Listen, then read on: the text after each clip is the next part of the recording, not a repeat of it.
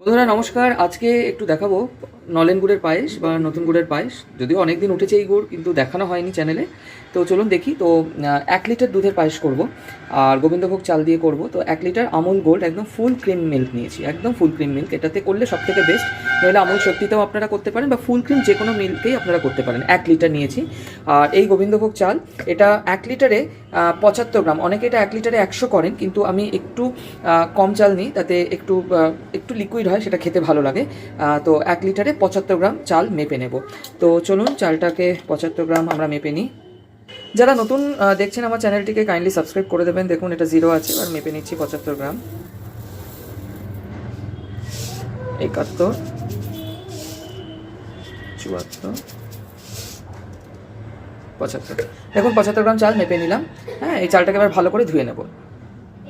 আচ্ছা, চাল তো ধোয়া হয়ে গেল। একটা প্রেশার কুকার নিলাম। 1 লিটার দুধ ধরবে, এবং চাল চিনি দিয়ে বা গুড় দিয়ে যেহেতু একটু বেশি হবে, তার জন্য এটা 2 লিটারের প্রেশার কুকার নিলাম। ঠিক আছে। প্রেশার কুকারটা কিন্তু প্রেশার কুকারে করতে গেলে যে দুটো জিনিস খেয়াল রাখতে হবে, যে কুকারটাকে ভালো করে ধুয়ে নিতে হবে যাতে কোনো নোংরা না থাকে, কেননা দুধে কোনো নোংরা পড়লে দুধ কিন্তু কেটে যেতে পারে। এইটাই একটা সমস্যা। এবং এই যে গ্যাসকেটের এই জায়গাগুলো, এগুলোকে খুলে নিয়ে, আমার যখন এগুলো করা আছে, এগুলোকে খুলে নিয়ে দেখে নিতে হবে যাতে এখানে কোনো নোংরা যেন না থাকে। এবং সিটিটাও খুলে নিয়ে সিটিটাও খুলে নিয়ে এই টিউবের ভেতরগুলো সব পরিষ্কার করে নিতে হবে ভালো জল দিয়ে। এই সাইডটাও পরিষ্কার করে নিতে হবে। তো সেগুলো ভালো করে নিয়েছি। এবারে চালটাকে এর মধ্যে ট্রান্সফার করব। 1 লিটার দুধে দুটো 500 ml, তো একটা 500 ml দুধের মধ্যে দিয়ে দেবো, চালটা দিয়ে দেবো, আর 1 চামচ ঘি দিয়ে দেবো। আচ্ছা বন্ধুরা, দেখুন দুধ দিয়েছি, চালটাও ধোয়া চাল দিয়ে দিয়েছি। এবারে এটা কিন্তু ফোটার আগে অবধি এইভাবেই চলবে। এখনই আমরা কিন্তু ঢাকনাটা বন্ধ করে দেব না, ঠিক আছে। এবং এখানে 1 চামচ ঘি আমরা দিয়ে দিচ্ছি। বন্ধুরা 1 চামচ ঘিও এর মধ্যে দিয়ে দিয়েছি। এবারে এটাকে ফোটার জন্য ওয়েট করব। যেই ফুটটা আসবে সেই সময় কিন্তু প্রেসার কুকারটা বন্ধ করব। আচ্ছা, এটা কেন করলাম? প্রত্যেকটি স্টেপ করার একটি কারণ থাকে। যদি কোনো ভুল বশত, হতেই পারে যে দুধটা খারাপ বা কোনো কারণে দুধটা কেটে গেল, সেটা এই স্টেপেই ধরা পড়ে যাবে। তার জন্যে কুকার বন্ধ করলেন, সিটি পড়লো, তারপর নামিয়ে দেখলেন কেটে গেল, তার থেকে বেটার যে আগেই আপনি জেনে গেলেন। তার জন্যে দুধটা ফুট আসলে তবে ঢাকনাটা বন্ধ করা ভালো। তো সেই জন্য ওয়েট করি যে দুধটা কখন ফুটবে, সেই ফোটা আসা অবধি ওয়েট করি। দেখুন বন্ধুরা, দুধে ফুট আসছে।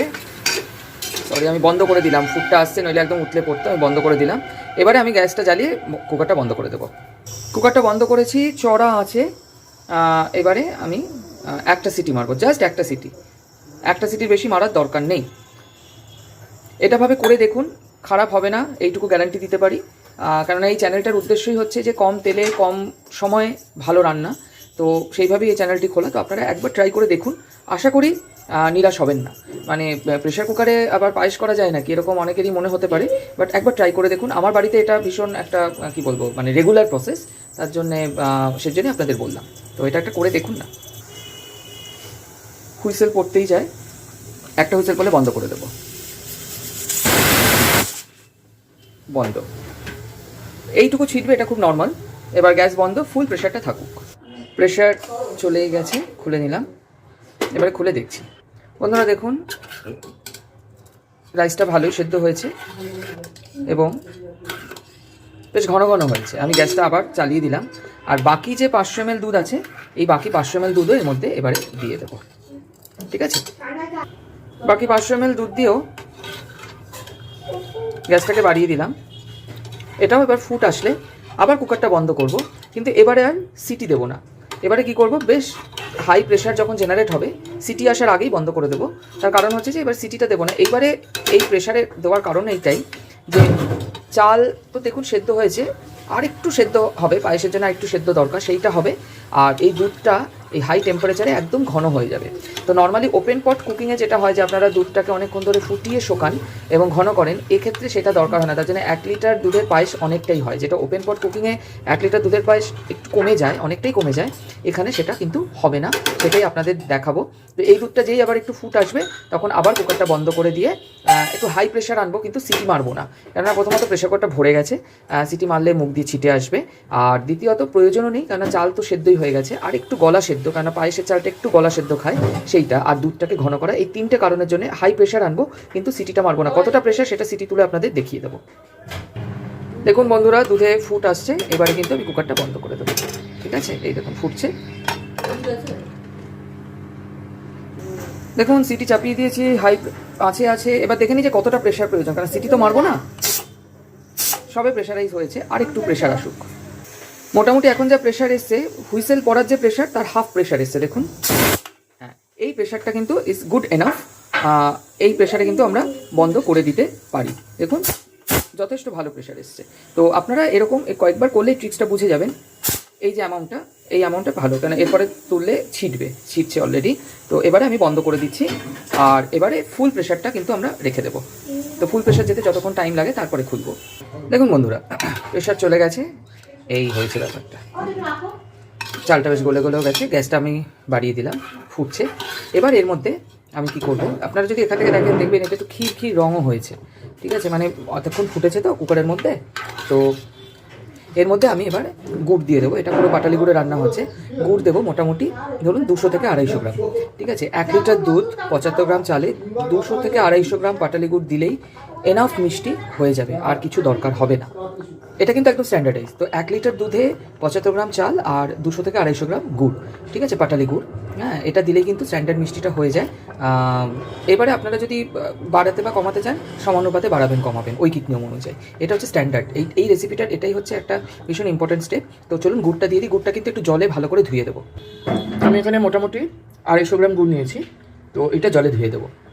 বন্ধুরা, জলে ধোয়া মানে আর কিছু না, গুড়টার ওপর দিয়ে একটু জল ঢেলে দিয়েছি, গুড়টার ওপর আউটার সারফেসটা পরিষ্কার হয়ে গেছে, দ্যাটস ইট।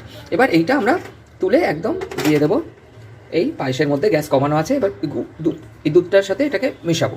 হ্যাঁ, আস্তে আস্তে মেশাবো।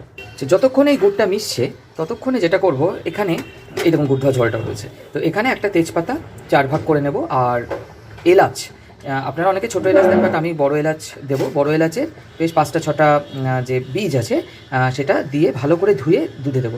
এই ভালো করে ধুয়ে দিতে বলছি এই জন্যই যে তাতে দুধটা কোনোভাবে কেটে না যায়, কেননা কোনো রকম কোনো নোংরা থাকলে কিন্তু দুধটা কেটে যায়। তো এত ভালো একটা পায়েস হচ্ছে, তো এইটুকু প্রিকশন মেনটেন করা বোধহয় ভালো।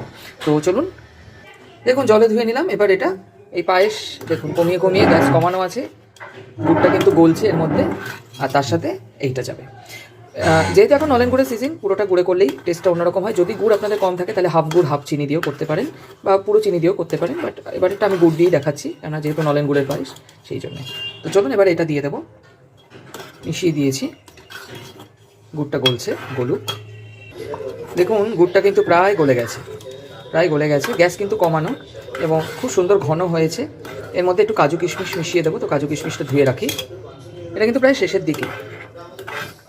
আপনার কনসিস্টেন্সিটা দেখছেন, এটাই ঠান্ডা হলে আরেকটু জমে যাবে। তার জন্যই 75 গ্রাম চাল দেওয়া। 100 গ্রাম চাল দিলে কিন্তু আরও ঘন হয়ে যেত।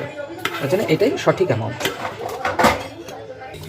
দেখুন গুড়টা গলে গেছে, পায়েসটা কিন্তু সুন্দর তৈরিও হয়ে গেছে। এবারে এর মধ্যে একটুখানি এই কাজু আর কিশমিশ আমি ধুয়ে নিচ্ছি। গ্যাসটা কিন্তু আমি বন্ধ করে দিলাম। হ্যাঁ, কেননা একদম সুন্দর হয়ে গেছে। এবং গ্যাসটা কিন্তু কমিয়ে কমিয়ে গুড়টা গলিয়েছি ধীরে ধীরে ধীরে ধীরে। এবারে গ্যাস বন্ধ আমার, এই দেখুন গ্যাস বন্ধ। আর এই কাজু কিশমিশটা ধুয়ে দেবো। কাজু কিশমিশ দিয়ে দিলাম। দেখুন বন্ধুরা, পায়েস কমপ্লিট হয়ে গেছে। একটুখানি তুলে দেখাচ্ছি।